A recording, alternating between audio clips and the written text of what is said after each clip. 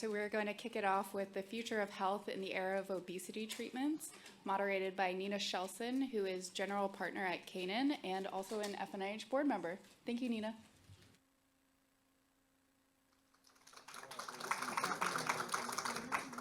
So welcome to the postprandial panel. I'm delighted to be here, and if my fellow board members' panel was the chai panel, this is the hot panel, the health in the era of obesity treatments panel, and I've got very hot panelists, in fact, probably the hottest. We are going to talk a little bit about obesity, which is a chronic metabolic disease that is a long-standing priority for the NIH and also for the FNIH. Not only because it's a highly, highly prevalent disease at the intersection of genetics and the environment and behavioral factors, that increases the risk for many, many other very serious diseases such as diabetes, hypertension, kidney and liver disease, certain cancers, and many behavioral mental health issues, and many more as we learn with each, I think, investigation into obesity sequelae. We actually raise as many questions as we do answers. But also using the very imperfect definition of obesity, which is a BMI or body mass index of 30 or greater, which is body mass over height squared. About 100 million Americans have a diagnosis of obesity. And not only is that a really terrible prognosis given the sequelae that we know of, but it's also a terrific personal and emotional toll, but it's also a gigantic economic toll, adding about $200 billion of incremental direct healthcare costs to the American budget each year. And that's about $2,000 to $3,000 per capita compared to a person who doesn't have a diagnosis of obesity. So a pretty significant topic of interest to us. And also loss of productivity. There are estimates of 0.5% to 2% tax on gross domestic product from the health impacts or lost productivity from attending to those health impacts from obesity. And also, really importantly for Team Science Day, obesity is kind of the mother of team science topics because it is so multi-system. We've got the gut and the tummy, we've got the brain, we've got the cardiovascular system, among others involved, and it's so interdisciplinary and cross-functional in terms of all the tools of science that can be brought to bear, from genomics, proteomics, physiology, imaging, to obviously the big data that we talked about earlier. So with that as a little bit of a stage setting for why this is so important, you'll understand why we have the biomarker consortia and multiple AMPS, accelerating medicine programs at FNIH dedicated to this. And I want to jump in now and set the stage a little bit with our panelists. I want to start with Joe. You have been for 2.5 decades, which is hard to believe because you're far too young for that, a relentless advocate for patients with obesity. And you have really courageously also shared your own personal experience at the center of that advocacy. Would you talk about why we are now in a new era of obesity, and what was life like 5 years ago for a person with obesity versus today? And perhaps also touch on how this may differ depending on where you sit demographically and health access-wise. So like many members of my organization, the Obesity Action Coalition, I live with obesity. I am one of the people who has been benefited from these new treatments that you see in the news quite often. In fact, the typical male in my family has about twice my body size, right? And by the way, talked about earlier, but obesity is not solely about body size. There are plenty of people who live in larger bodies that do not have obesity, right? Let's be frank here, right? You can't tell someone whether they're healthy or not because of that. So we need different markers for that. Conversation for a different day, but worth us talking about. There needs to be work along that space. But we've entered into a new era right now with treatments. Just 5 years, 10 years ago, many of us who had been through dozens of behavioral programs in our lifetime, we'd run out of options. We'd said, look, there's nothing here that works for me. We tried the older medicines that existed, and many of us have grown frustrated. We had given up. But then now we see this new era, and we have these medicines that are often called game changers. But I'm going to be frank with you. They're only game changers if you have access to them. And right now, in the real world, most people don't. Some of you have heard me say this before, but OEC is a small charity based in Tampa, Florida. For no amount of money can I buy insurance in the state of Florida that covers any obesity care. Not available. Zero. Behavioral, medical, surgical, not available. So there's only people like me who happen to have the means to be able to afford these medicines. And by the way, I use half the dose of the medicine I'm supposed to use, so I can stretch that to be able to afford it moving forward. And so we have some of this impractical care moving forward. And so in order really to change the system, we need continued innovation. We need continued research. We need to better understand who are the right people to use these medicines. We need to make them more affordable, and we need to develop insurance payment systems that make these medicines accessible for everyone. Because right now, maybe I'm the exception here, but the rest of people in the world, it's only rich white women who have access to these new treatments, right? Let's be honest with you. And we have to change that if we really want these medicines to truly be game changers, right? Which I think they can be, but everyone needs to have access to them. At this moment in time, when we're talking about these medicines, we're really right now talking about GLP-1 receptor antagonists. And they are game changers because of the amount of efficacy that they have shown. They have taken your typical chronic weight loss from a sustained weight loss over 2, 3, 4 year periods from 5, 8, 12% to now we're approaching 18, 20, 22%, and there's sightline to 25 to almost 30% weight loss on the horizon. And that's why they're called game changers, because they have changed the game. As a society, we also care about these because they are having long-term benefits for these other sequelae, which we hope, in addition to competition driving down the cost of the drugs, will bring better insurance coverage for these medications. Javed, would you talk a little bit about these long-term studies? You are a pioneer researcher. As a cardiologist, you've studied heart failure for most of your career. You've led heart-lung transplant centers. These drugs may put those concerns somewhat out of business because we're going to solve for them, but you're probably one of the leading authors on these cardiovascular outcome studies for diabetes and obesity medications. What is the hope, and what are we looking for in terms of those game-changing endpoints beyond just weight loss? Yeah, so I sort of appreciate the opportunity to talk to you. So I'm a cardiologist and a clinical trialist. I've been involved in some SGLT2 inhibitor trials and some GLP-1 receptor agonist trials as well. And where sort of I'm coming from is an angle that we really need to make more precise science out of what we are doing right now. We are literally at the beginning of understanding what these drugs do and what is obesity all about. Remember that still in our society right now, there is a little bit of a pushback of even labeling obesity as a disease. So we are going through that struggle and the whole understanding and taking all the stigmas out. I mean, you can imagine that, if you have diabetes, which is a metabolism problem, and we just say, oh, it's not a disease, just eat less, right? I mean, but we don't accept that, but that's completely acceptable in the realm of obesity. And a couple of things that sort of motivate me, I'm traditionally, as was mentioned, I'm a heart failure transplant cardiologist and not an obesity or a diabetes or a metabolism person. Is two facts. So one is that at one point, blood pressure was not a cardiology disease, it was a nephrology disease. At one point, lipid control was not a cardiology disease, it was an endocrine disease, right? But we realized that these lead to increased cardiovascular risk, and right now there is not a single cardiology office that you would go to in the entire United States where you will not get your cholesterol checked and blood pressure checked. That's like bread and butter cardiology practice.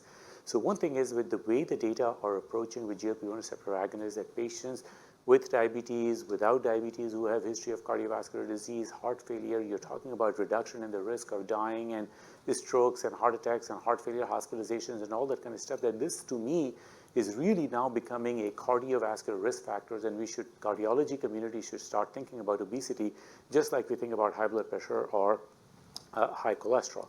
But the real important thing that is motivating me right now, at least, is to make more science out of it. BMI is very crude. So again, if you look at the first paper that came out from the Framingham Heart Study, now we're talking about 30 years back, that told us that, cholesterol is a problem for heart disease. Well, they said, your cholesterol should be less than 300, right? That was just an observational study. And look where we have come from there in both fronts. One, what we should be treating, our targets are changing, right? It was 300 and then 240 and then 200 and then we say, cholesterol is no good. We need to get more precise. So now we're talking about LDL and HDL and whatnot, and then we're now even further progressing ApoA1 and LP little a and all that kind of stuff. So we are both changing the targets and where within the family of lipids, what should we be targeting? Now we are literally 25 years ago where we were with lipids is where we are with BMI. We are with the BMI criteria, we have problem both ways. One way, to me, is a little bit of a less problem, and that is that, okay, fine, if your BMI is really high, you could be really muscular, you may not have as much adiposity, you may get treated unnecessarily. I think that's a minor amount of people. The bigger issue is that there are so many people who have significant visceral or subcutaneous adiposity whose BMIs are less than 30, especially if you look at the Asian population. So there's a lot of people who should be getting treated who with the current criteria are not going to get treated. And then the second thing is that the criteria for enrollment should not be the criteria for treatment, because what is the target? What are we treating? Like, do we stop at BMI of 30? Do we stop at BMI of 27? And BMI is a very poor indicator to begin with. So I think getting into more precise estimates of doing adiposity measurement, what is the percentage body fat? What should be the target? How low should it go? When can we stop the medication? All of that science needs to unfold. So I'll end by saying just sort of one quick thing. I mean, if you look at our hospitals today, and the kind of machinery we have, it's mind-boggling. We have MRIs and PET scans, and we do all sorts of like really high-tech things. And then when we talk about sort of doing a DEXA scan, we just say, oh, no, it's just not going to happen. DEXA scan is just simply not practical. So I think there are other scales that we can look into that may be a little bit more precise, or I don't know what the answer is. All I can say is that we're just at the beginning, and I think FNIH has a project that they may be starting or whatever, but we really need to make science of what we are treating and to what target we need to treat. Melissa, do you have thoughts on that? You're working with, so you have incredible translational medicine background, both in academia and at Eli Lilly. But do you have thoughts about correlates of protection for obesity medications and what we should be looking at? Well, I love the question because we're working with FNIH to build a new project around measures in obesity. And as you described at the beginning, Nina, obesity is a disease of adiposity, but we're measuring it very poorly right now in patients. So the new project we're building with FNIH is intended to assess multiple measures of body composition to really see visceral fat, subcutaneous fat, and to understand, do we need the measures like DEXA and MRI, or are there perhaps circulating biomarkers or digital optical measures or bioimpedance measures that would be much easier to put in doctors' offices or in healthcare clinics around the country. And so the project will be kicking off, but we're very optimistic with a combination of public and private partners that this is a space where we can all learn which measures that are most accessible and helpful will tell us more about these adipose depots that may cause increased risk for a number of different comorbidities for people living with obesity. And I'd just like to add that we also work in another public-private partnership with FNIH in the Accelerating Medicines Partnership Framework. And this is the Accelerating Medicines Partnership for Common Metabolic Diseases.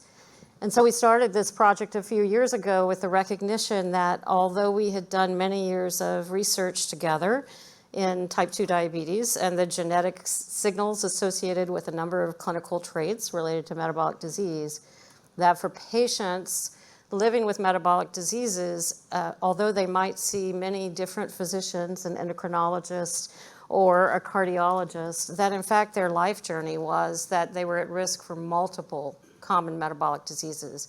And so when we framed this project, we pulled together clinical traits and cohorts and genetics with advanced analytic tools and a public knowledge portal that allows us to better understand drivers of disease and drivers of multiple diseases as we think about prioritizing new approaches for drug discovery and building therapies for people who need them. When you think about tying together what we are learning, and maybe going back a little bit to Javed, and I want to come and bring you into this as well, Mark, because you've built two really successful biotech companies that were leaders in cardiometabolic disease, particularly around the area of innovating new endpoint measures. And that involves also bringing in a very important stakeholder of the FDA. Right. One being in liver disease and really redefining steatohepatitis and non-invasive measures for metabolic disorder associated steatohepatitis, and the other in obesity, but really thinking about not just absolute weight loss, but the quality of that weight loss. But in thinking about the points that Javed and Melissa made about the need for rethinking measures of adiposity and bringing those forward into development, I'd love to hear your perspective when you hear that about the wish versus the reality. Yeah. Well, so, you know, as a biotech innovator, you want to be able to promulgate the science, right? And basically address the challenges that my fellow panelists have just mentioned. But often, you know, starting with FDA as the regulator, but also payers and other stakeholders, there's a big lag between, you know, what should be and really what the state of play is. So, for example, right now, the only way that you can get an obesity medication approved is based on what the scale tells you, right, on weight loss, and you need to show an incremental greater than 5% delta from placebo, or a certain percentage, 30+% of responders on 5% weight loss. And that's based on a guidance that's now 17 years old. So the last company that I ran, Versanis, which Eli Lilly acquired last year, we were trying to develop a drug called bimagrumab, which works in a very different way from the incretin drugs, the GLP-1s, in as much as it actually builds muscle mass while reducing fat. Right? Sounds too good to be true, but that's in fact the way this drug works. And it is an obvious point that assessing the efficacy of a drug like that based on weight is not the ideal way to evaluate its benefit, because you're actually increasing muscle mass. And just for those of you in the audience who aren't aware, as game-changing as the current generation of GLP-1 drugs are, so Novo's semaglutide, marketed as Wegovy, Lilly's tirzepatide, marketed as Zepbound, driving 15+% weight loss that you mentioned, a good percent of that is not fat. It's actually lean mass, and about 50% of the lean mass is muscle that you're losing. And that's not ideal. But it does contribute to the weight loss that you see. In the case of the drug that I was developing at Versanis, we were arguing for different measures of efficacy, which include DEXA scan imaging of body composition of quantitative fat and muscle, which is really what you're going for in terms of quality of weight loss. And then even more simply, waist circumference. And there's ample evidence that waist circumference or waist to height ratio is a much better risk stratification criteria than BMI or weight itself. And the answer from FDA was simply no. It's weight or bust to get drugs approved. So I do think that working together in consortia, and there's one that's actually quite successful right now that FNIH is supporting, the Biomarkers Consortium on sarcopenia. Similarly, I think we should advance efforts in obesity and work together with the regulators and with payers to accept, biomarkers that frankly make a lot more sense.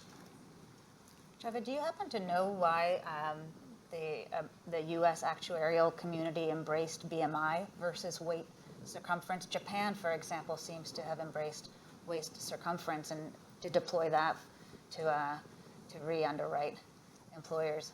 And I don't know the answer. I can make some conspiracy theory answers. When one would be that you don't have to do anything about it, right? I mean, you're hot, so you can make up anything you want. with waist circumference, like you have to do something. Like the clinic is like 15 minutes. You're running and sort of moving to the room, and like you have to talk to the patient. The patient is unhappy. You have to actually take this, something out and measure. Whereas BMI, you're just going to wait, and you already know the patient's height, and it got automatically less. So I actually don't know the answer to that.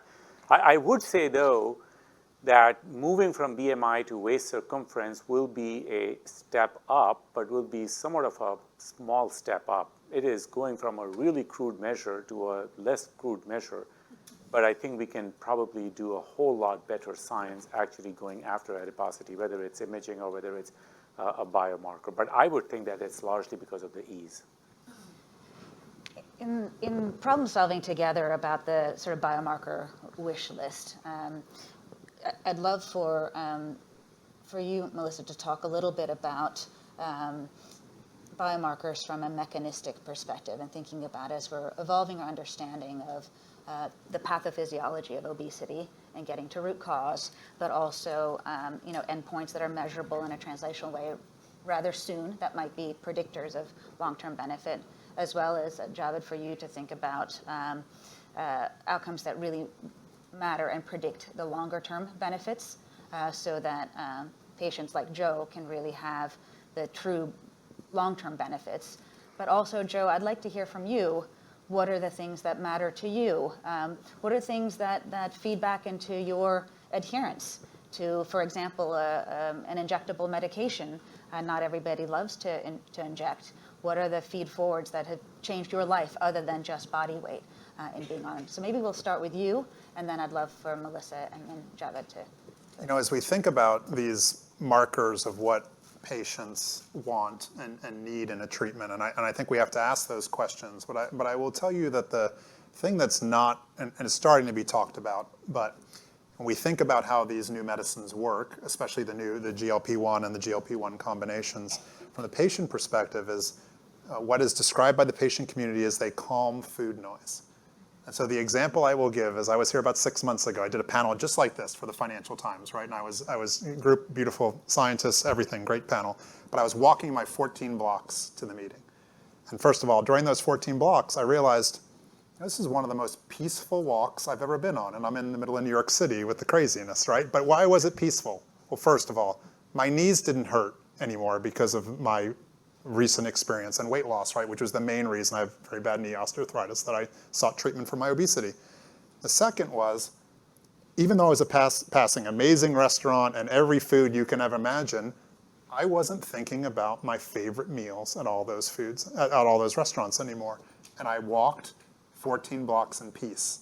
And that's what the patients will tell you when they're on these medicines, that suddenly you have given me a medicine that makes food marketing not work towards me anymore, right, kind of thing. And it creates this inner peace. And we think, oh my gosh, this is what you skinny people must feel like when you walk by those, you can ignore those places. Now, we don't know that yet, right? We actually haven't done that study on food noise yet. Does food noise only affect those of us that have larger bodies, or does it affect some of you that have smaller bodies, right? We have to do that work. But it's something that I would think about. We like to try to figure out all the different ways these medicines work, right? They, slow food passing, they increase your satiety. But the patient methodology, the patients are thinking here is like, this just makes my mind calmer around food. We've got to figure out a way to study that, to put that into real numbers and then put that in the labels, right? So we can actually say, this is really how this medicine works for those of us that live with obesity. Melissa, how about from you? Certainly. So in our clinical trials, particularly mechanistic clinical trials, we can embed a number of imaging and circulating biomarkers, measure many clinical traits and laboratory tests to better describe the effects that we see in subjects and on an investigational medicine versus subjects who are not. And we can learn many mechanistic insights. But then as medicines move into clinical care, we need to have the tools that are reasonably accessible and accessible to everyone. And that's where reducing the complexity but increasing the confidence in the science, that what we're measuring is really related to long-term outcomes as well as improvements in adiposity. That's really the gap that we're working toward in the obesity project. And that could be a circulating biomarker that would be a blood test, or it could be an imaging biomarker that was straightforward and accessible. But I think the important work ahead is really to do the science and the assessment of those biomarkers rigorously so we understand that the measurement of them matters for what will matter to patients. I fully appreciate we won't ask you to share anything that's proprietary to Eli Lilly, but just thinking about the obesity field more broadly and maybe the academic translational literature, are there biomarkers that are beginning to stand out among, for example, the adipose tissue markers or any of the inflammatory markers, muscle metabolism markers that might be stronger candidates? Well, I really think that what Javed mentioned, the distinction between subcutaneous and visceral adipose tissue has the strongest evidence behind it in very large longitudinal studies in multiple cohorts globally. And we don't have great measures of visceral adiposity that are easily accessible to everyone yet. But you're right, there are several proposed markers and proposed opportunities to look for associations with those adipose depots. And I think we've got a good shot at either a circulating marker or a simpler imaging marker in the future to help us really understand people living with obesity as they come in for care with really the state of where they are at the time and then the effects of treatment. Javed, how about you? When you, for example, saw the 5-year outcome studies with a GLP-1, were there findings that stood out or surprised you or that you wanted to double click and learn more? Yeah, so this question that you asked about, what should we be targeting, what should we be treating, is really something that the regulators, the payers, and the research community really, really struggles with. And the two sort of the issues are, one, should we be paying for him to feel good? This is a really difficult question at a societal level. And then two, how much do we believe in intermediate markers? So if you look at the vast majority of medicine practice, I'm just making up a number, 90%. It's not about improving mortality survival, it's about making people feel better. If you have knee pain, if you have indigestion, you're just giving things so that you don't have knee pain and you don't have indigestion and you feel better. It's not, we're trying to make you live longer or whatever. But then there are certain places where we make an exception, right? So patient-reported outcomes lately in the cardiovascular literature is sort of really picking up that if somebody has heart disease and they don't get chest pain because they can walk certain distances, or they have heart failure and they don't get short of breath. So these patient-reported outcomes, at least in my biased opinion, is really, really important about how the patients are feeling and that we should be targeting those with our therapies. And obesity, for you weight loss and people do feel better in many, many different ways. So that's one part. The second thing is that the drug development cost is really high because we look at each clinical outcome one trial at a time. Chronic kidney disease, heart attack, heart failure. And the question is, and before I sort of gloss over it, we have been wrong many times as well. So I don't want to, I want to own it as a scientific community that we have been wrong. But the link between adiposity and all of these diseases are so strong that we can develop the evidence much faster, we can develop comparative evidence, and we can find out the safety much faster if we target adiposity as an endpoint itself, rather than doing these 10,000 patient 5-year studies for each disease one at a time. And that sort of raises the cost of development and all that kind of stuff. So these are sort of the two struggles. One, how much should we care about patients' symptoms, which I can tell you should be the central feature of why we practice medicine is patient symptoms. And then two, how much evidence do we need for acceptability from a regulatory requirement and from finally from the payer's perspective. And then the last comment that I will make is that, again, we should really try to figure out whether there are circulatory biomarkers or whether there are impedance scales or whatever that are very close to the gold standard of the DEXA scan. And I think that should be done because the more accessible we have it in the rural communities and other places, and all these issues that we struggle with in terms of disparities and whatnot, that will become easier. If it's in the outpatient practice with the clinician, it will become easier. But can I just have a quick show of hands? How many of you have had a DEXA scan done? You don't know what you're missing in life. Okay, it's really simple. You lie down for like 3.5 minutes. You're out of there in like 7.5 minutes, and it tells you your bone density, your fat mass, your muscle mass, and where the fat is. You may not want to know that, but it'll tell you where the fat mass is. And then you can start making true science. And I'll just end by saying, I mean, we do like PET scans and like all this high-tech thing, and like, DEXA-based treatment of obesity, if we cannot find good markers on circulating blood markers or good scales that give us reliable thing, we should not give up on making science out of obesity treatment, is what I'm trying to say. And short of DEXA, there's the bioimpedance scales. Yes, exactly. Which you know, are low-cost alternatives. Yeah. I just Explain them a little bit and then make your point. Yeah, no, so I just want to pick up on a theme here, because we're talking about the fact that these drugs really do, and I'm talking about the current generation of GLP-1s and incretins more broadly, really are miracle drugs, in as much as the outcome studies have shown very clear benefit, starting with cardiovascular outcomes, but also other outcomes. And it's great that companies like Novo Nordisk and Eli Lilly are driving innovation and willing to make the investments. And we're talking about billions and billions per drug. Just to be clear, Lilly right now is running six phase 3 trials for retatrutide. It's so-called triple G therapy, and that will probably cost upwards of $2-3 billion. And maybe as we show that adiposity as a surrogate, right, does predict outcomes benefit, maybe FDA and the payers will come around to accepting adiposity as a surrogate for next generation drugs. One cautionary note, though, is that I really don't believe what we're showing in clinical trials is going to translate in the real world, because as you asked about adherence and the patient experience with injectables, and the current generation are weekly injectables. Patients tolerate, I think, Joe, I'm saying this correctly, by and large, patients tolerate this very well, but they're expensive.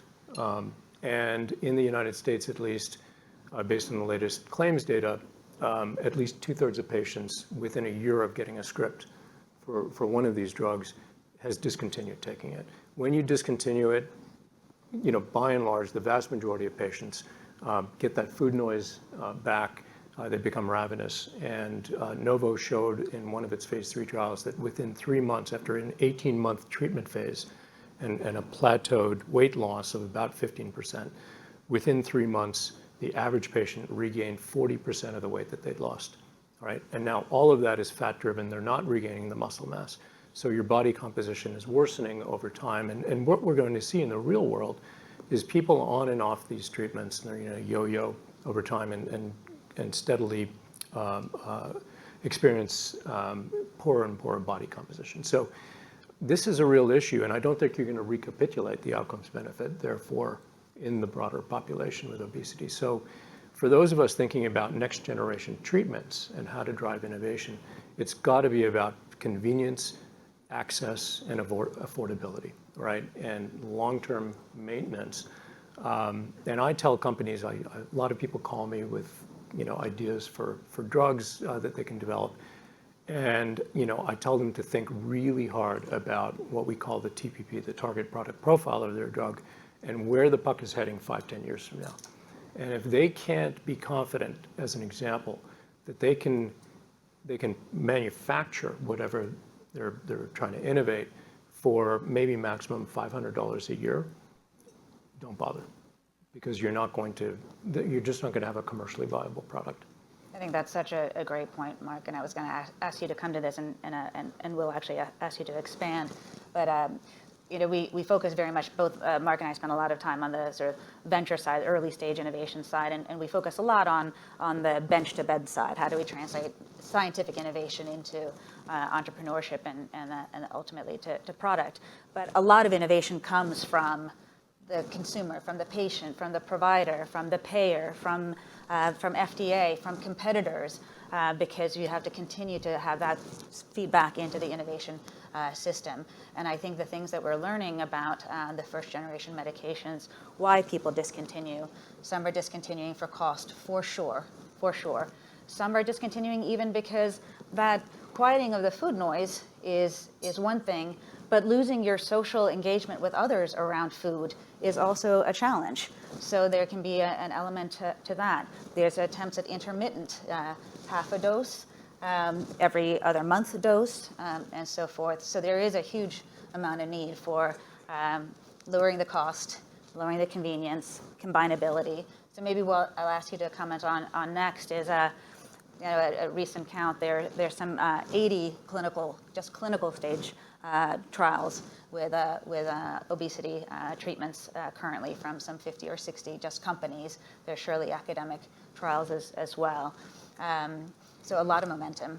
What's getting invested in by the capital markets, and what are some of the new mechanisms in addition to new presentations, modalities, combinations?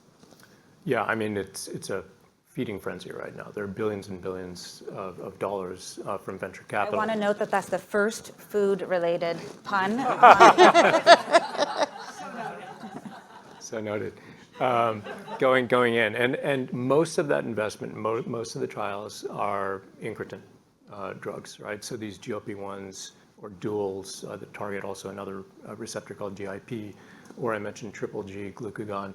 And we can. One of you, I know a lot of people in the audience will know this, but one of you, when we talk about GLP-1 agonists and incretins, what's the general mechanism or mechanisms? How are they working?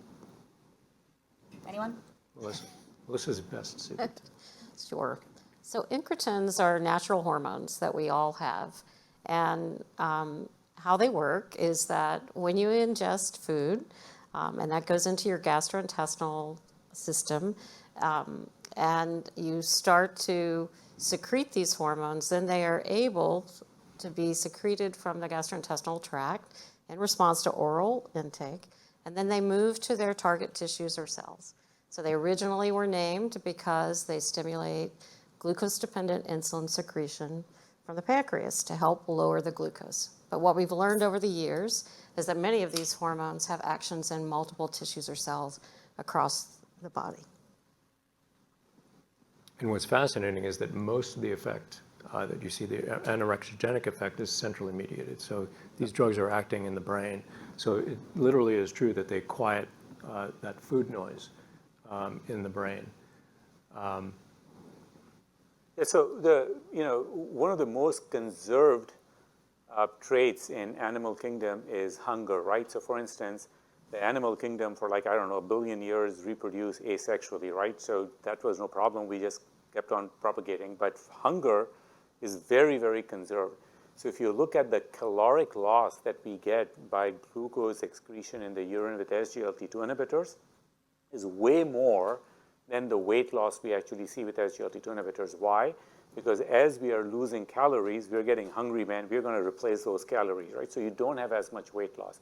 Whereas these drugs decrease satiety, work in the central nervous system, and decrease hunger, early satiety, and you don't eat as much. So it's the decreased caloric intake that really helps you sustain.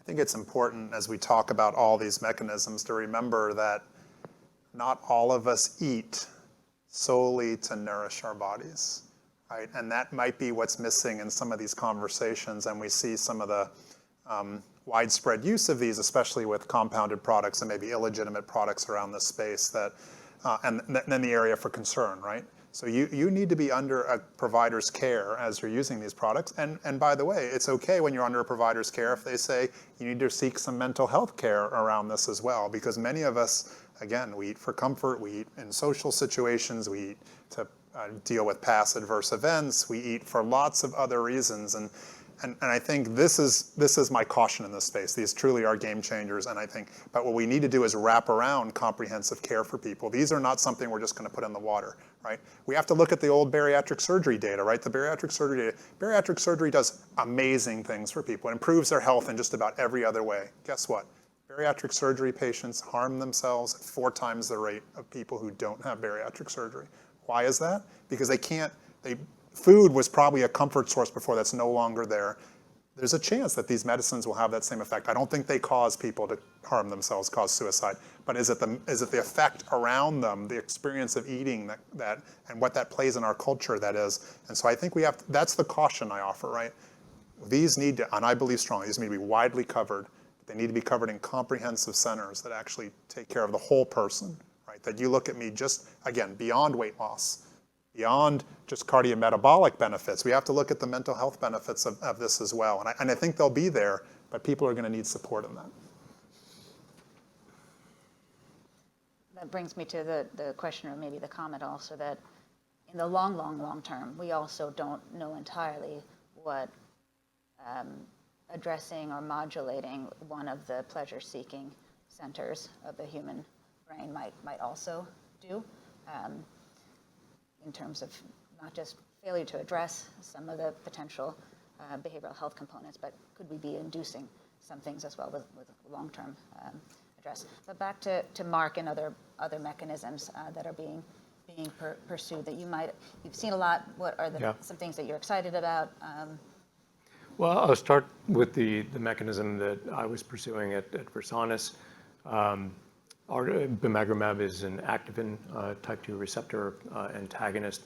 And the activins, myostatin drugs have long been known to modulate muscle anabolism and catabolism, right? So if you inhibit the pathway, you actually unleash muscle growth. It's pretty impressive. You get an average of about 5% increased skeletal muscle mass. This is healthy, metabolically healthy muscle. Again, with the incretins, we think that the combination of these two can augment fat-driven weight loss, and particularly visceral fat-driven weight loss, while at least preserving muscle mass. And I do think that that's clinically relevant, at least in certain segments of the population where loss of muscle chronically is really undesirable. So as you get older, of course, we all lose muscle and become prone to what's called sarcopenia. I mentioned that before. That's clinically significant muscle loss. And this is really not an adverse predictor of mortality, right? So you absolutely want to preserve muscle. So that's one MOA. There are many, with Lilly's acquisition last year, I think it unleashed a lot of innovation. So there are other companies also pursuing this pathway, also something called apelin. Lilly has a partnership with a company called BSWH. They've just started a phase 2 combination study, and that's a small molecule. It's an oral drug. CRF2 is another target. I mean, I can go through a laundry list of interesting targets. But what I'm focused on, at least, is again always with the mantra of convenience, access, affordability, coupled with quality weight loss. So I'm going to do a quick rapid fire with the group and then take a couple questions from the audience. So the rapid fire is, we started this with this is the mother of all team science areas. What is your future wish in terms of a give from the team science ethos for this space? So Which end are you starting with? No, I'm just kidding. Volunteer. the middle. I mean, the wish is that, this is a global problem, and I think this is a problem for all specialties. Doesn't matter whether you're a heart, lung, liver, whatever specialist you are, a general practitioner, and that if we can get more precise, have these drugs be more available, not lose the sight that diet and exercise along with drugs is needed. It's not only about drugs, except that when patients lose weight, all of these things naturally occur, and it's a positive feedback loop. I think from the patient perspective, for someone like me who's been through dozens of treatments for their obesity over their lifetime, I would like to live in a world where I could sit down with my provider, by the way, not try to find treatment on my own, that my provider actually guides me through that and says, based on this, my genotype, phenotype, whatever it may be, that Joe, this is the treatment that's most likely to be beneficial for you, instead of me having to have tried 26 treatments in my lifetime. And a lot of people don't keep going; they give up, right, kind of thing, and they stop, right. And I mean, all of us know somebody, right, who struggles and said, what, I just can't deal with it anymore. I'm just going to live this way the rest of my life. That has to change, right. We have to give people better options. So my wish looking for the future is that we're able to advance science and medicine to better understand the drivers of obesity and the relationship of those drivers with long-term complications for people living with obesity or overweight. And that as we understand the science and the medicine more, we'll be able to provide better solutions for people living with these diseases, and we'll be able to intercept them so they live longer, healthier lives. I'll go last. I mean, bringing it back to FNIH, I think FNIH can be highly effective in bringing together consortia of relevant stakeholders from academia, from industry, the regulators and payers, just as you're doing right now with sarcopenia, to really accelerate an evidence-based adoption of novel biomarkers that can serve as regulatory endpoints, can serve as a basis for identifying appropriate patients for treatment that's acceptable by payers, all in the name of streamlining drug discovery and development and driving innovation faster. Fantastic. I'd also just note that the investment in this area has been extremely gratifying because of what it's delivering for patients, and I hope it really continues to do that. It's also really gratifying to see that patients are being empowered to drive other changes.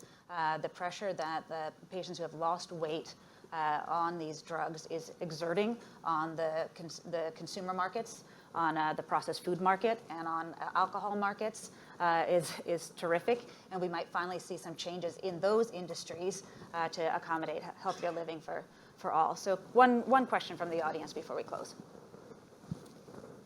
Please. This is Joe. Very home biosciences. Suppose we come to you, Joe, with a drug that is able to make you lose weight but does not change your appetite. How would that be? Would that be attractive? And it's a point you made, and Nina, you touched on that as well. I'm just curious to see how folks would react to that. I think in the real world, there are those of us who live with obesity who are a very diverse population. There are some of us who struggle with these impulses, right, from the food noise, right? But there's a large percentage of this population who likely does not have that problem. So I still think that likely would be appealing. We would have to, though, think about, again, what behavioral programs are we combining that with? Again, because all of these medicines should be delivered with behavioral programs to make sure people are eating the healthiest foods as possible if they still are retaining some of those hunger cues. So. Great, thanks to my panel. Thanks for having us. Thanks, Nina.